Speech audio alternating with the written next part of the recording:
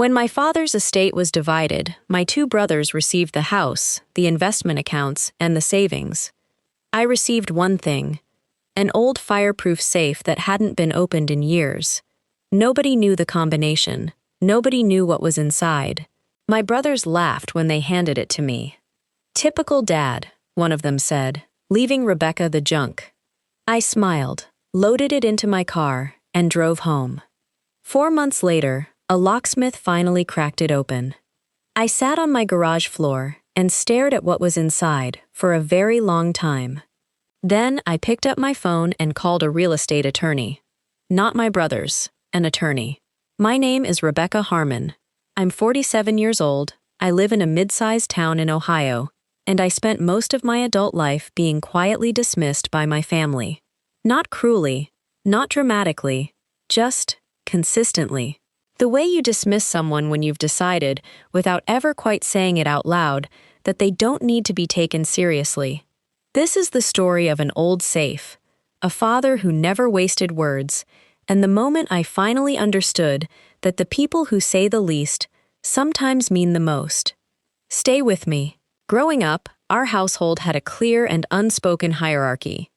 My father, Gerald Harmon, was a quiet man, an engineer by training, practical by nature, not given to displays of emotion or affection.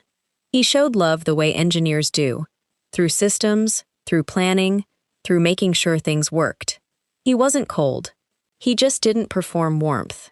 You had to learn to read him differently.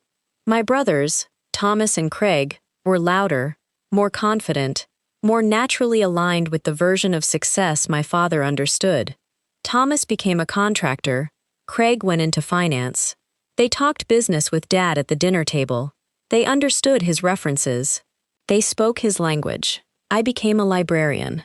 I loved books, quiet spaces, and the particular satisfaction of helping someone find exactly what they were looking for.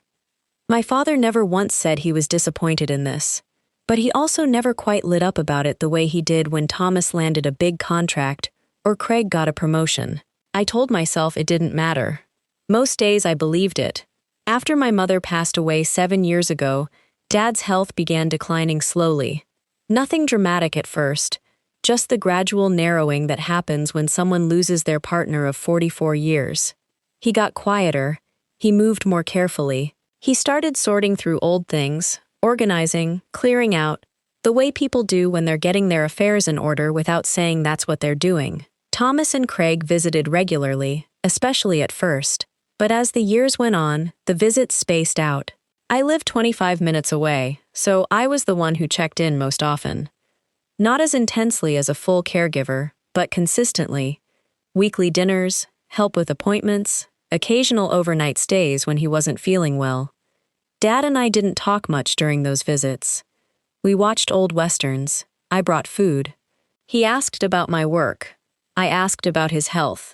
We were comfortable in a way that didn't require many words. I thought at the time that this was simply our relationship's texture. I understand now it was something more. Dad had kept an old fireproof safe in his study for as long as I could remember. It sat in the corner like a piece of furniture. Present, ignored, unremarkable. When we were children, we sometimes asked what was in it. Dad always said the same thing: important papers. That was the end of the conversation. Nobody in the family knew the combination. I'm not sure anyone had ever seriously tried to find out. When Dad passed away 2 years ago, peacefully, in his own home, which is what he'd wanted, the process of settling his estate began. It was mostly straightforward. He'd been organized, as you'd expect from an engineer.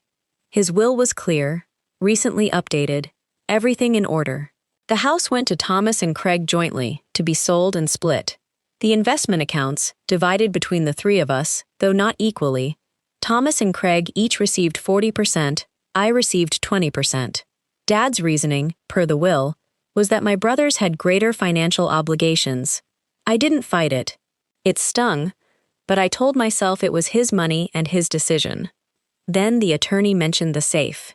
It was listed in the estate inventory as a personal item, contents unknown.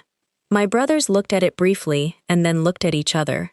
Craig said he didn't want to deal with getting it opened. Thomas said the same. The attorney said it could be left to whichever beneficiary wanted to take responsibility for it. My brothers looked at me. "Rebecca can have it," Thomas said. "The way you'd say someone can have an old lamp you don't want anymore." I said okay. Craig made a joke about Dad leaving me his secret treasure. Everyone laughed politely. I arranged for the safe to be loaded into my car. I drove home with it in my trunk, not thinking much about it. I assumed it contained old documents, tax records, maybe letters, things that mattered once and no longer did. Getting the safe open turned out to be more complicated than I expected. The model was old enough that standard locksmiths weren't immediately familiar with it. The first one I called said he'd need to drill it, which I was reluctant to do in case anything inside was fragile. The second one said he could try a non-destructive method, but it might take several sessions. 4 months passed. The safe sat in my garage, patient and silent, while I went about my life. I almost forgot about it sometimes, for weeks at a time. Then, on a Tuesday afternoon in October, the locksmith called and said he'd figured out the mechanism. He came that same evening. It took him 40 minutes. Then there was a soft, heavy click, and the door swung open. I was alone. The locksmith waited politely to one side while I looked. Inside, there were 2 things. The first was a manila envelope, sealed, with my name written on the front in my father's handwriting. Just Rebecca. Nothing else. The second was a set of documents, legal documents, official, organized with the precision you'd expect from a man who had spent his life making sure things were correctly filed. I picked them up and began reading. Then I sat down on the garage floor, because my legs stopped working properly. The documents were the deed and ownership records for a commercial property, a small office building in a town about 40 miles away, purchased by my father 15 years ago, held in a separate legal entity, never mentioned, never referenced in the estate, entirely excluded from probate. The ownership of that entity had been transferred, quietly and legally, to me. 7 years ago. Shortly after my mother died, I opened the envelope after the locksmith left.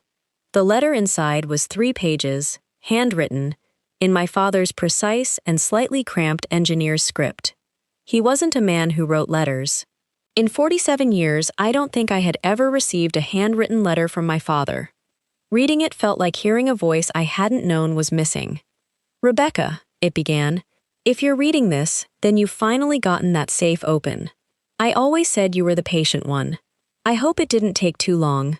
I laughed out loud in an empty garage. It was such a perfectly Dad sentence. The letter continued. He explained the property, when he'd bought it, why he'd chosen that particular structure for ownership, how the tenants worked. Practical information, delivered practically. Then the tone shifted. "I want to explain something that I should have said out loud more often. You and I are alike in ways Thomas and Craig are not. We don't need much noise to be comfortable. We don't need to be the loudest person in the room. I always thought you understood that I saw you clearly, even when I wasn't saying much. Now I'm worried that wasn't enough." My throat tightened. "The will reflects obligations I had to your brothers. Financial situations I won't detail here but that are real. It was not a reflection of who I trusted most, or who I believed was most capable. I need you to understand that distinction." He wrote about the safe, about choosing this method deliberately, not to be mysterious but because he wanted this to come to me directly, privately, without the noise of a room full of people reacting. "You've never needed an audience," he wrote. "I didn't think you'd want one for this either." He was right. I didn't. The final paragraph was short. "The property generates income. Manage it however you think is right. You always made good decisions quietly. I trusted that then. I trust it now. I'm sorry I didn't say any of this sooner. Your old man wasn't good at saying things. But I hope I was good at showing them." It ended there. No dramatic final line. No poetic closing.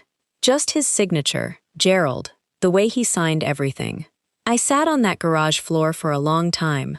I thought about all the dinner tables where I'd felt peripheral, all the conversations where Thomas and Craig talked business and I'd quietly cleared the plates, all the years I'd told myself that my father's quietness toward me was neutrality, when maybe, all along, it was just his version of speaking. I called a real estate attorney the next morning. Not my brother's. The property was legally and entirely mine. Transferred years before his death, outside the estate. Structured so that it required nothing and no one else's agreement. My father had done his homework, as he always did. I told Thomas and Craig about it eventually. I didn't hide it, but I didn't rush to share it either. I waited until the estate was fully settled, until every signature was done and every account was closed. Then I told them over dinner, calmly, the way Dad would have. Thomas was quiet for a long moment. Then he said, "Dad never mentioned it." "No," I said, "he didn't. Craig asked if I was going to sell it. I said I hadn't decided yet." Which was true. I still haven't. Some mornings I think I'll keep it forever, just because he chose it for me.